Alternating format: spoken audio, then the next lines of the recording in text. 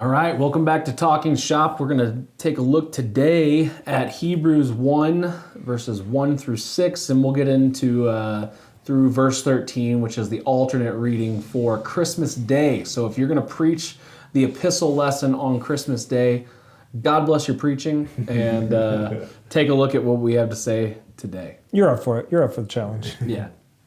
Let's get after it. Spit out my Lord in every way, yet I'm still welcome in the yard. So we're going to get into Hebrews chapter 1, verses 1 through 6 for today, and we're just going to jump right in. Yeah, good. Yeah, verse 1, right? Long ago, many times, many ways, God spoke through us through the prophets, right? So it is Christmas Day. If you're preaching the New Testament from Christmas Day, God bless you. You've avoided although the gospel lesson is normally John 1, right? I mean, it's normally in the beginning was a word, and it's this prophetic thing anyways. You can easily connect that prophecy with this text because that's what John's doing in his gospel anyways.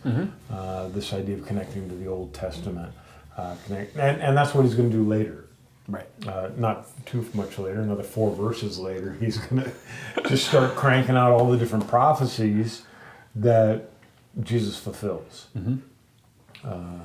Right? So we get this idea of he is fulfillment of prophecy, which you could, I forget what is it, 127 different prophecies connected between the Old Testament and Jesus. You know, that's just the number I was thinking of too. Was it? Yeah.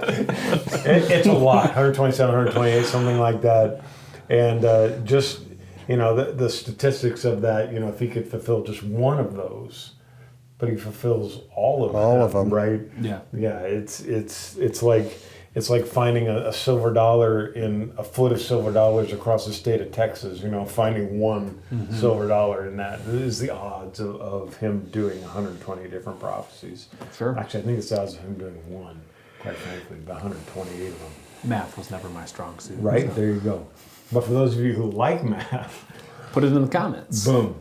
But in these last days, he's spoken to us through Jesus. Yep, by his son. Right. And we appointed the heir of all things, through whom he created the world, right? So we get 2 sides to that. Heir of all things, Yep. heir of the promises of the Father, heir of, little Lord Jesus asleep on the hay and everything that goes with that. But also creator of the world.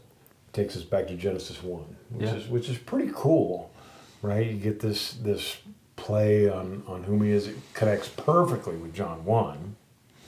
In the beginning was the Word, and the Word was with God, and the Word was with God. Everything was created through him. Right? Yeah. And you can even connect the Hebrews reading to the Colossians 1, starting at verse 15. He's the image of the invisible God, the firstborn of all creation. Right? There's plenty of New Testament texts here to back up this one point of he is preeminent. He is the Word. He is the one through whom creation happened. Right, exactly. Yeah, so I think that's the beauty of this text is just so many things you can do with it. So many other, especially on Christmas Day, right? So many other connections you can make with it. Hebrews 3, right? He is the radiance of the glory of God, which makes you think of things like transfiguration and also all the things he's going to do throughout his ministry. Yeah. Or just Sinai in general. Yeah, of course. Because he spoke to us, or spoke to our fathers by the prophets, Moses being one of those guys. Yeah. I mean, right. So many, the reflection of God's glory is actually the way the Greek talks about it, right? That perfect reflection of who he is, the exact representation of the reality. You want to know what God is like? He's a baby in a manger with his teenage mom and his confused dad, and and then he eventually grows up and he becomes what he is, right? Lord, and that basic confession of the church, right? Jesus is Lord, and so we have that all throughout here. The radiance, exact imprint of the nature of God, it's so funny how this kind of skips around a little bit, right? After making purification for sin, he sat down at the right hand of God, right? So he kind of jumps right to the cross past the resurrection, because the resurrection is assumed, right? Right. And then right into sitting at the right hand. God, and this is who we worship. Right? I feel bad sometimes when I just reference the cross and I don't reference the resurrection. Like those two things go together and you can't separate death and resurrection. Like they're so united. But I mean, the author to the Hebrews uses the shorthand of the cross. Yeah. Paul in 1 Corinthians, as often as we eat this bread and drink this cup, we proclaim the Lord's death, right? Shorthand, Right. death and resurrection Right. Yeah. until he comes. Right. Well, and even just Christ crucified. Throughout Paul's writings, he only talks about Christ crucified.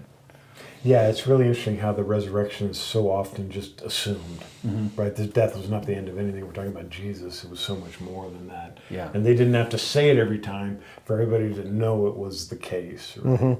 Yeah, like Mary, or not Mary, the resurrection and I am the resurrection and life, that part in John where he says, do you believe this? And she says, yeah, of course my brother's going to rise on the last day, Yeah. right? It's just assumed. Right. But he's the resurrection. Right. Yeah, no, that's great. So we get this great confession in the first three verses. You can connect to so many different texts, whether you want to use John 1 or you want to shoot back to Luke 2, right, or whatever it is you want to use for Christmas Day, you can connect it in there. And then we get this kind of odd, at least for us, I think, odd verse in verse 4, talking about angels, right? His name is more excellent than the angels. All of this, of course, Hebrews is talking to a Hebrew audience. They had huge theology of angels, and what that meant, and what the role of angels was, and everything else. And so they held this really high place in their theology. And I think he's probably talking to them, specifically. He's talking to us, of course, but he's talking to them specifically in this angelology, because right in verse 5, right, to which of the angels did God ever say, "You're my son, today I've begotten you"?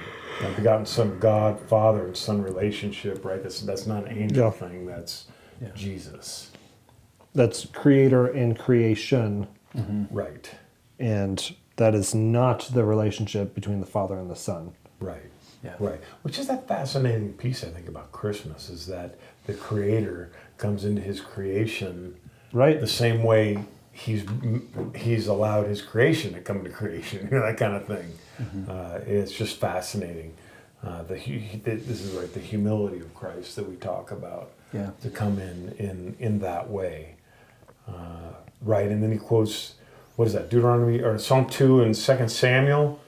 In 2 Samuel, of course, is I will be to him a father, you'll be to my son. Against this relationship with Jesus and the Father, and this Trinitarian thing going on. And then finally in verse 6, right, it's Deuteronomy 32 that he's quoting, let all the angels worship Jesus. Well, it doesn't say Jesus in Deuteronomy, but that's what it means. How do we know that to be true? Let all the angels worship him.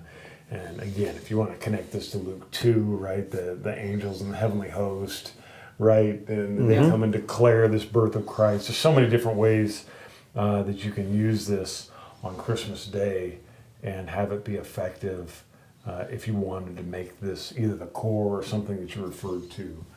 What else do you think you could do with this? Do you have any ideas, guys? We've talked about this text before, and I'm remembering back to that conversation with the piece about angels, and the Hebrew understanding of that was that the angels actually kind of were in charge of this realm. Right? God has angels set over creation to manage it because Adam and Eve screwed it up.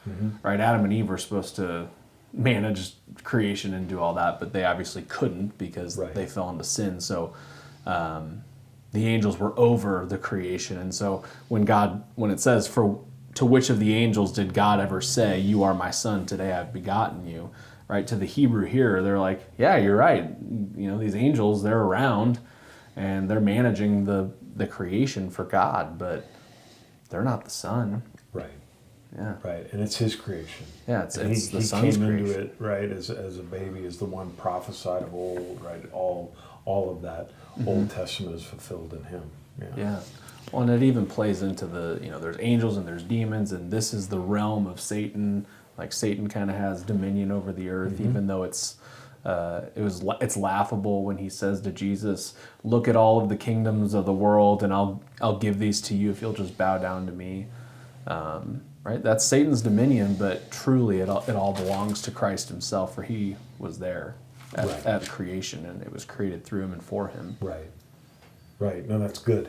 Yeah, and then of course 7 through 12. That's the alternate part of this reading, right? Verses 7 through 12, which just continues this argument. It just brings out more of these Old Testament texts saying, "He's Creator, He's Lord. Yeah. Nothing else is." Yeah. And you could use that stuff as well. If I'm going to preach on this, I'm going to go all the way through 13 and take all of those references to the Old Testament.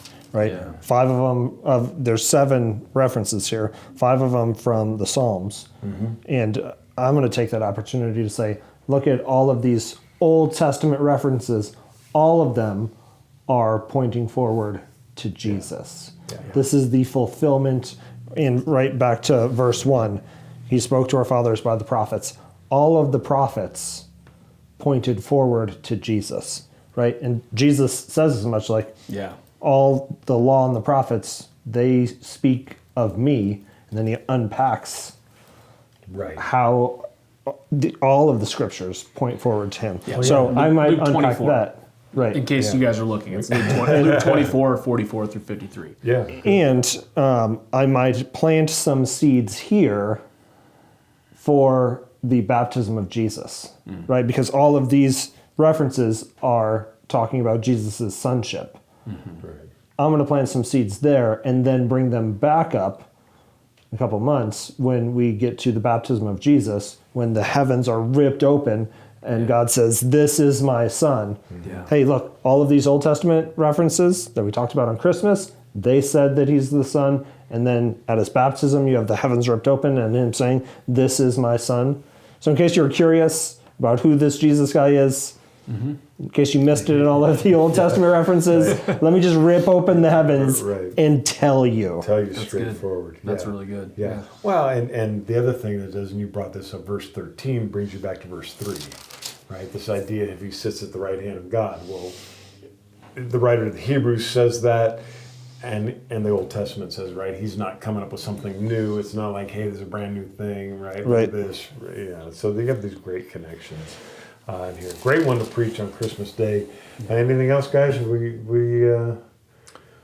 kill it off? Yeah, good. I think so. Yeah, so we hope that's helpful. We hope you take up these texts for Christmas Day. It's easier to do the gospel ones. You know what I mean? At the end of the day, it might be easier, but you can really make some really nice connections onto the majesty of Jesus as Lord and all this as you use Hebrews and these New Testament texts. Heading up into Christmas. So like it, subscribe it, give us comments. We'd love to hear what you're thinking about as you're doing these texts, how you're using them, how you're preaching them. That's helpful for us as well, and it's helpful for the other guys who are looking at this too. But at the end of the day, God bless your preaching.